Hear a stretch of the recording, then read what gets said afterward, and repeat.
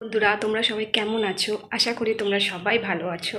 আজকে আমি তোমাদের মানুষ চেনার এবং জানার 5টি এমন সাইকোলজিক্যাল টিপস দেবো, যেটা দেখে তোমরা বুঝতে পারবে যে ওই মানুষটা কেমন বা ও স্বভাব চরিত্র কেমন। দেখি, 1 নম্বর পয়েন্টটা হচ্ছে, দেখবে কোনো কোনো মানুষ খুব কম কথা বলে কিন্তু খুব দ্রুত বলে।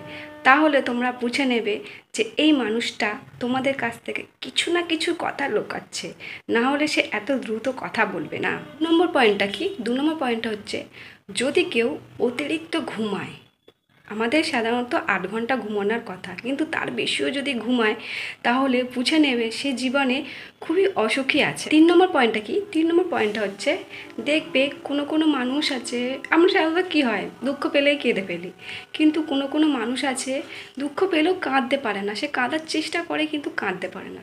তাহলে তোমরা বুঝে নেবে যে সেই মানুষটা মনের দিক থেকে প্রচণ্ডই দুর্বল আছে। 4 নম্বর পয়েন্টটা কি? 4 নম্বর পয়েন্টটা হচ্ছে, কোনো কোনো মানুষকে তোমরা লক্ষ্য করবে যে তাদের খাওয়াটা অস্বাভাবিক, মানে দেখে ভক্তি হবে না, ঘৃণা পাবে।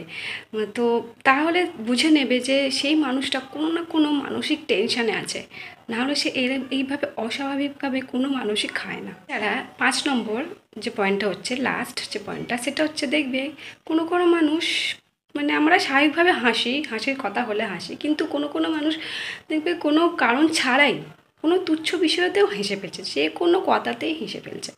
তাহলে তাদের বুঝে নিতে হবে যে তারা মনের দিক থেকে প্রচণ্ড একা আছে। তো বন্ধুরা, আমার এই 5টা টিপস তোমাদের কেমন লাগলো অবশ্যই জানাবে। এটা হচ্ছে একটা সাইকোলজিক্যাল ফ্যাক্ট মানুষকে চেনা এবং জানার জন্য।